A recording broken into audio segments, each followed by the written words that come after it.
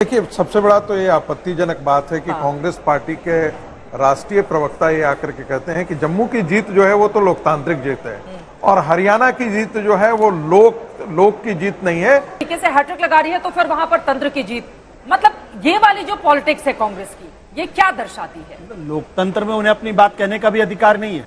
अगर ये लोकतंत्र है तो मुबारक हो। आप तो निष्पक्ष पत्रकार हैं। नहीं, मैं तो बिल्कुल निष्पक्ष हूँ। आपकी निष्पक्षता पर मुझे संदेह है। हमारे एग्जिट पोल 400 सीटों कह रहे थे भारतीय जनता पार्टी, हमने बीजेपी के भी देखा। हमारे एग्जिट पोल कह रहे थे कि 400 भारतीय जनता पार्टी। अब जलेबी के दिन लौट आए हैं संगीत रागी जी। देखिए, सबसे बड़ा तो ये आपत्तिजनक बात है कि कांग्रेस पार्टी के राष्ट्रीय प्रवक्ता ये आकर के कहते हैं कि जम्मू की जीत जो है वो तो लोकतांत्रिक जीत है और हरियाणा की जीत जो है वो लोक की जीत नहीं है, तंत्र की जीत है। तो भाई जाइए ना, इलेक्शन कमीशन के पास क्यों जाते हैं? राहुल गांधी तो इस देश की पूरी डेमोक्रेसी को ही डुबा करके चले जाते हैं।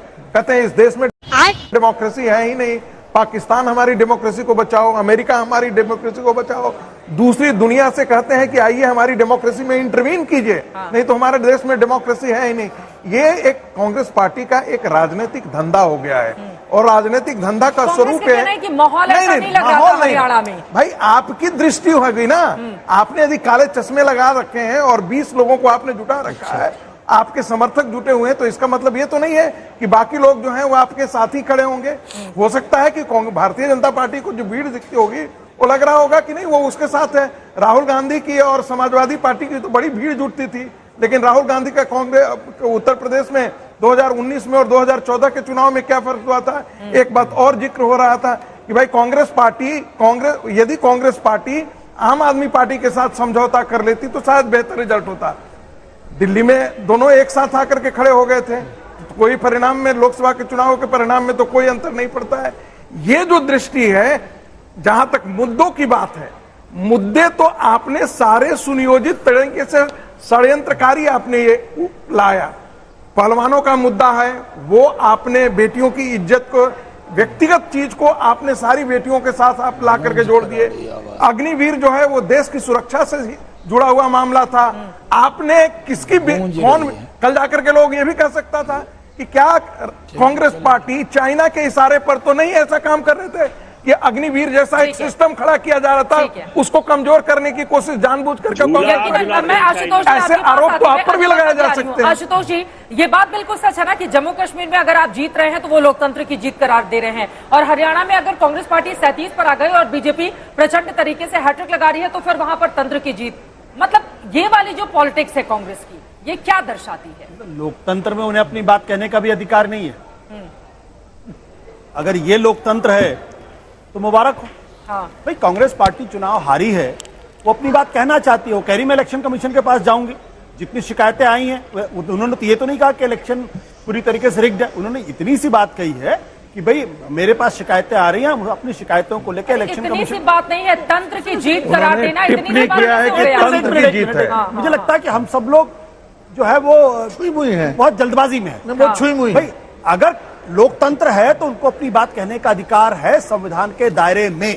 उनको ये भी कहने का अधिकार है कि भाई ये तंत्र की जीत है और लोक की जीत नहीं। ठीक है, उन्होंने रिजल्ट को तो खारिज नहीं किया। मतलब पहले तक जो ईवीएम को लेकर सवाल खड़े किए जाते थे, अब तंत्र को उसमें बीच में मुझे बोलने दीजिए। अभी देखिए, हमारे में संगीत रागी ने तो भारतीय जनता पार्टी के प्रवक्ता से भी ज्यादा बड़े प्रवक्ता बनकर उन्होंने बात की। भाई आप भी तो कांग्रेस के प्रवक्ता की तरफ, अब आप लोग मुझे नहीं बोलने देंगे तो करने दीजिए भाई। मैं तो आपकी बीच नहीं, निष्पक्ष पत्रकार हैं। नहीं, मैं तो बिल्कुल निष्पक्ष हूँ। आपकी निष्पक्षता पर मुझे संदेह, वो आपके पक्ष में है।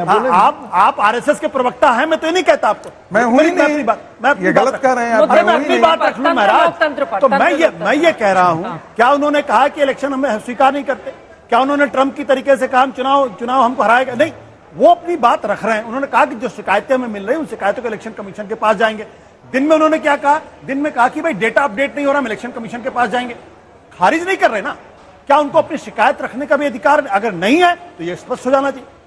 बेसिक सी बात है, कांग्रेस इस वक्त जाहिर सी बात सत्ते में होगी, क्योंकि जब सब लोग ये कह रहे थे कि कांग्रेस पार्टी जीत रही है, एक भी एग्जिट पोल ऐसा नहीं था जिसने कहा कांग्रेस पार्टी हार रही है। एक भी ओपिनियन पोल इस तरीके यही का चीजें तो सारे हमने एग्जिट दो- पोल आप सब लोग भी नोट कर सारे रहे हैं। एग्जिट हाल पोल ही में 400 देखा था सीटों कह रहे थे लोकसभा भारतीय में जनता भी। लोकसभा में हमने बीजेपी के लिए भी देखा था। सारे एग्जिट पोल कह रहे थे कि 400 भारतीय जनता पार्टी जी का है। बिल्कुल, हरियाणा से लौट कर आई, मैंने बताया कमियां क्या है, आशुतोष, मैंने बताया था कमियां क्या है। 10 सेकंड, 10 सेकंड। जल्दी से बाकी सारे एग्जिट पोल कह रहे थे कि भारतीय जनता पार्टी को और उसके गठबंधन को 400 सीट में, तब तो ये बोला जा सकता था ना कहीं तो ईवीएम में गड़बड़ी करवाया। राहुल गांधी ने उनके तंत्र के लोगों ने इतना राहुल नहीं नहीं नहीं नहीं नहीं मैं तो कह रहा हूं, अरे भाई मैं तो कह रहा हूं, मैं तो कहता हूं क्यों है? सरकार इनकी है लेकिन तंत्र पुराना काम करता है, इसको कहते हैं चाहे वो OCD। न्यायपालिका हो चाहे वो बाकी हो। इसको कहते कहा हैं जाता है OCD। कि इसको कहते भाई हैं भारतीय OCD। जनता पार्टी बेशक सरकार में हो, तंत्र उनका है, तंत्र उनका काम कर रहा चलिए है। ठीक है, इसको OCD कहते हैं। ये तर्क उस समय क्यों नहीं आपने लागू किया? विनोद जी,